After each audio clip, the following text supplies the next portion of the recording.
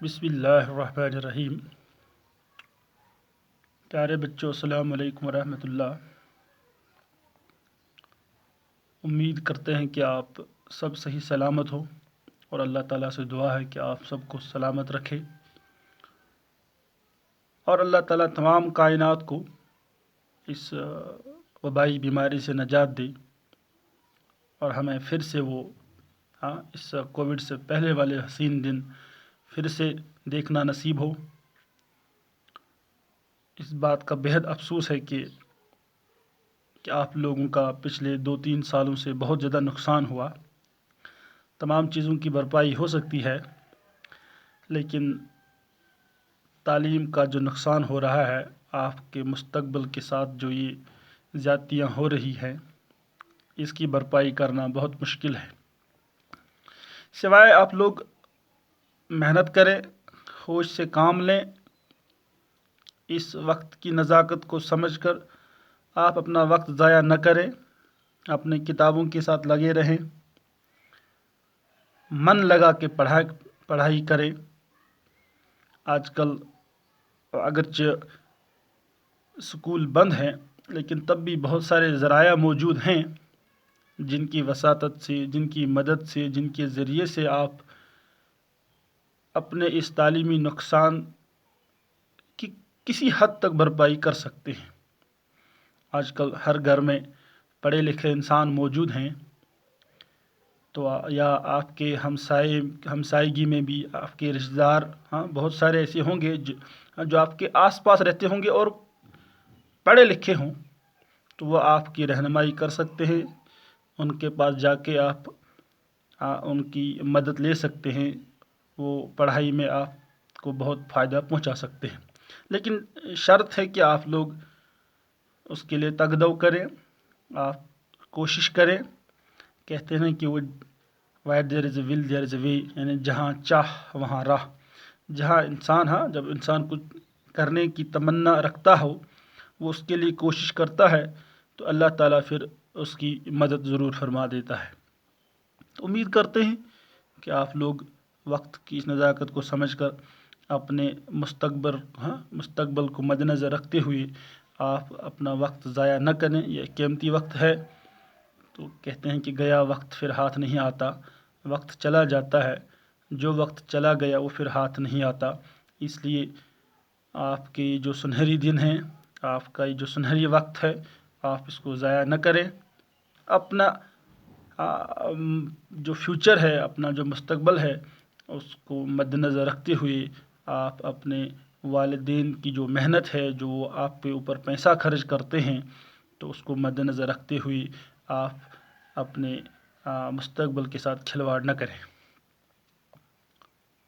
تو اب آتے ہیں ایک اور موضوع کی طرف، وہ ہے کہ جو یہ وبائی مرض جو ہے، تو یہ اس سے جہاں تک ممکن ہو سکے، جتنا ممکن ہو سکے، اپنے آپ کو محفوظ رکھنے کی کوشش کرنی ہے۔ جب تک نہ ہم خود اس سے بچنے کی کوشش کریں، تب تک اللہ تعالیٰ بھی ہمیں اس سے نجات نہیں دلا سکتا۔ تو پہلے ہمیں کوشش کرنی ہے، پھر اللہ تعالیٰ اس کا ہمیں پھل دے دیں گے۔ تو آپ لوگوں کو آپ کے ساتھ ساتھ اپنے گھر والوں کی بھی حفاظت کرنی ہے۔ کہیں آپ دن میں ایسے نہ گھومیں، ان لوگوں کے ساتھ ایسے گل نہ ملیں کہ کہیں ہو سکتا ہے آپ کو یہ موذی مرض لگ جائے۔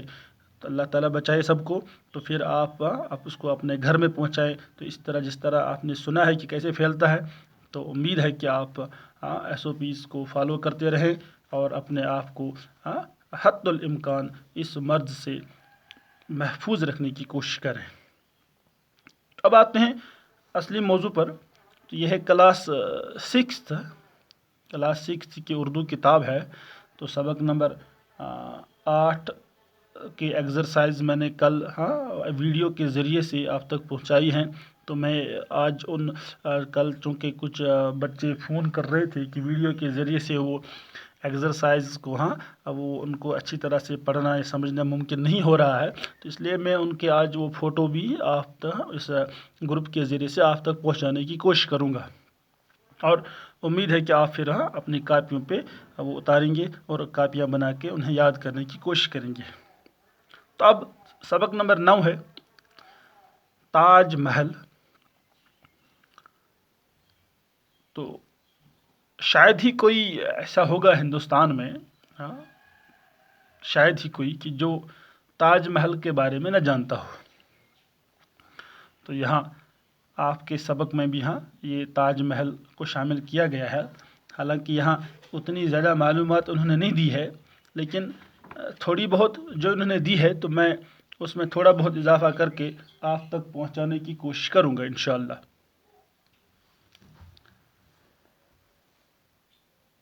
ताजमहल दुनिया भर में अपनी खूबसूरती के लिए जाना जाता है। तो इस इमारत में मोहब्बत की जो दास्तान छिपी हुई है वो कहीं और न सुनने को मिलेगी, न देखने को। ये महल शाहजहाँ, जो कि मशहूर मुग़ल बादशाह अकबर का पोता था, ने बनवाई। उसे इमारतें बनवाने और खूबसूरत बागात लगवाने का बड़ा शौक़ था। उन्होंने दिल्ली का लाल किला, जामिया मस्जिद और आगरा का यादगार ताजमहल तामीर कराया। ताजमहल का शुमार दुनिया के अजाइबात में होता है। ये महल देखने के लिए लाखों की तादाद में हर साल सयाह आते हैं। तो ताजमहल जो कि एक खूबसूरत था, सफ़ेद संग मरमर मतलब सफ़ेद वो मार्बल, हाँ, जो होता है एक किस्म का पत्थर होता है, तो उसी का बना हुआ है। तो दुनिया में तकरीबन 7 अजाइबात हैं, यानी 7 ऐसी इमारतें हैं, 7 ऐसी चीज़ें हैं जिनकी दुनिया में कहीं और मिसाल नहीं मिलती।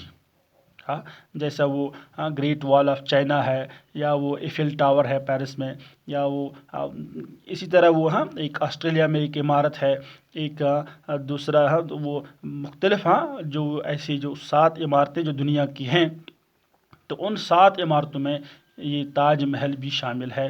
यानी इसकी नज़ीर, इसकी मिसाल दुनिया के किसी और कोने में और कहीं नहीं मिलेगी। तो ताजमहल मुग़ल, चूँकि सारे मुग़ल बादशाह जो थे उन्हें वो मुख्तलिफ़ इमारतें, उन्हें ये कारीगरी करने, बागात लगवाने का शौक़ हुआ करता था। तो बागात लगवाने का शौक़ था, अच्छी अच्छी खूबसूरत इमारतें बनाने का शौक़ था। तो ये इमारत जो ताजमहल है, दिल्ली जो मौजूदा दिल्ली जो है, तो दिल्ली का एक शहर आगरा है, तो वहाँ पे इसको एक दरिया के किनारे तामीर किया गया है। तो ये अपनी कारीगरी के लिहाज से, अपने हुस्न के लिहाज से ये दुनिया की एक बेहतरीन इमारतों में से शामिल है। तो ताजमहल का हुस्न खास कर चांदनी रात में, जब रात को चांद खिलता हो, जब चांदनी है वो अपने शबाब पर हो चांद, तब इसका हुस्न दुबला हो जाता है, तब इसे देखने का और ही मज़ा है। तो ये असल में जो ताजमहल है खाली खूबसूरती के लिए नहीं जाना जाता, बल्कि असल में एक मोहब्बत की निशानी है। शाहजहाँ की जो बीवी है, जो बीवी थी मुमताज़ महल, तो ये बादशाह को इसे बेहद लगाव था, बेहद हुस्न था। तो इसने बादशाह से कहीं एक फरमाइश की थी कि जब मैं मरूंगी तो मेरे मज़ार पे एक ऐसी इमारत बनवाओगे जो जिसे देखने के लिए लोग आते होंगे, जो एक नहायत ही खूबसूरत इमारत हो। तो फिर कहा जाता है कि इस ताजमहल को बहुत साल लगे। मुख्तलिफ़ ममालिक से ये पत्थर लाए गए, जो संग मरमर सफ़ेद मार्बल जो थे, तो ये मुख्तलिफ़ ममालिक से लाए गए। कुछ ईरान से लाए गए, कुछ बाकी ममालिक से लाए गए। तो शाहजहाँ मुग़ल बादशाह ने ये खूबसूरत इमारत अपने बीवी के मज़ार पर जो बनाई है, जिसका नाम मुमताज़ महल था, तो दुनिया के अजाइबात में फिर शामिल हुई। बहुत ही बेहतरीन और ख़ूबसूरत इमारत है। लाखों की तादाद में लोग, यानी सयाह, इसे देखने के लिए हर साल आते हैं। तो शाहजहाँ ने ये महल अपनी मलिका ने मुमताज़ महल की याद में बनाया। तो मुमताज़ महल का जो उनकी बीवी थी, असली नाम उसका था अर्जुमंद बानो। तो ये मुमताज़ महल की आखिरी ख्वाहिश थी कि उसके मरने के बाद उसके मज़ार पर ऐसी इमारत बनवाई जाए। تو یہ ایسی عمارت پھر بادشاہ نے یعنی جو شاہ جہاں نے کر کے دکھایا، ایک ایسی عمارت بنوائی اپنے بیوی کی یاد میں، بیوی کی محبت میں، کہ پوری دنیا میں اس کی کہیں اور مثال نہیں ملتی۔ تو یہ عمارت انہوں نے یہ اصل میں، چونکہ میں نے پہلے ہی عرض کیا کہ یہ ایک دریا کے کنارے دریائے جمنا جو دہلی میں سے گزرتا ہے، اس دریا کے کنارے یہ جو عمارت بنوائی گئی ہے۔ تو یہ سفید سنگ مرمر کی خوبصورت عمارت ہے۔ تو اس کا جو کاریگر جو اس کا تھا، یہ مشہور بات ہے، مشہور کہاوت ہے کہ اس کا جو کاریگر جو تھا، یہ اس کا نام تھا عیسیٰ، اس کا نام تھا۔ تو یہ کہا جاتا ہے کہ اس نے اس میں اتنی کاریگری دکھائی، اس میں ایسے پیرائے سے جو پتھر لگائے گئے ہیں کہ بادشاہ کو پھر لاسٹ میں یہ کہا جاتا ہے کہ اس کے ہاتھ کاٹ دیے گئے، اس لیے کہ تاکہ وہ کہیں ایسی عمارت دوبارہ تعمیر نہ کرائے۔ تو یہ اس کے بارے میں یہ کہا جاتا ہے کہ اس کے ہاتھ کاٹ دیے گئے، لیکن کہیں اس کا ثبوت نہیں ملتا ہے کہ اس کا کیا واقعی میں انہوں نے ایسا کیا تھا۔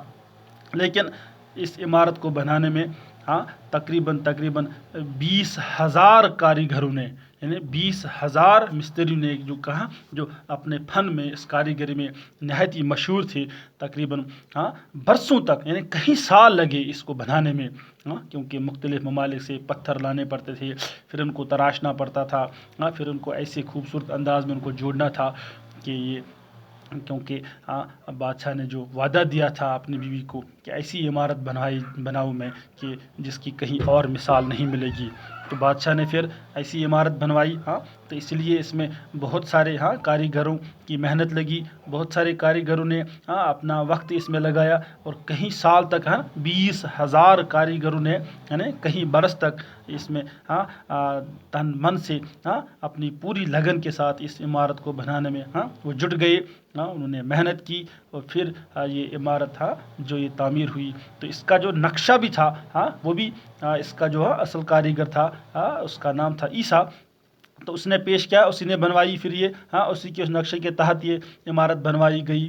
تو تب اس عمارت کے جو یہ پتھر تھے، یہ مختلف ممالک سے لائے گئے، زیادہ تر ایران وغیرہ سے لائے گئے، پھر یہاں آ کے پھر ان کو تراشا گیا، پھر اس عمارت میں جوڑ دیا گیا۔ تو اسی لیے اس پتھر کو بنانے میں اتنا ٹائم لگا، اس عمارت کو، کیونکہ یہ چونکہ بادشاہ نے پہلے ہی وعدہ دیا کہ ایسی یادگار عمارت بناؤں کہ جس کی کہیں اور مثال نہیں ملے گی۔ تو بالآخر بادشاہ اپنے اس وعدے میں کامیاب ہوا۔ کافی وقت اس پہ لگانے کے بعد، اس میں کروڑوں روپیہ، اربوں روپیہ خرچ کرنے کے بعد اس عمارت کی تعمیر کی گئی، یہ تعمیر مکمل کی گئی۔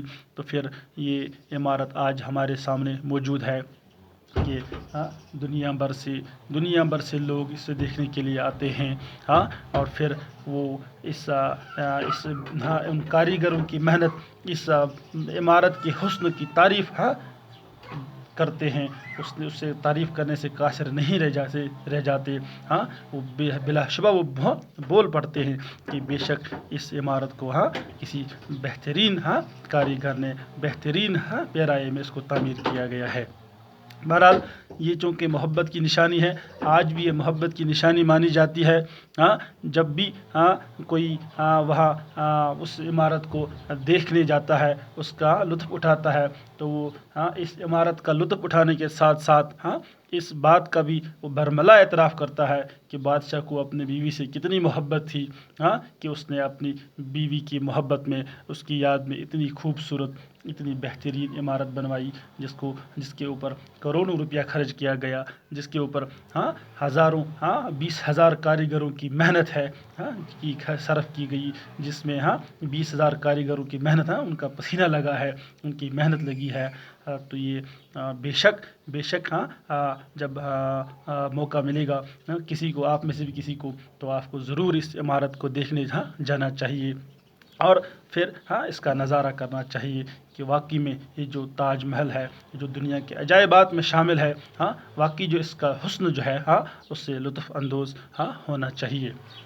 تو یہ تھی لیسن اس میں چونکہ مختصر سی انہوں نے معلومات دی تھی، تو یہ میں نے آپ تک پہنچانے کی کوشش کی ہے۔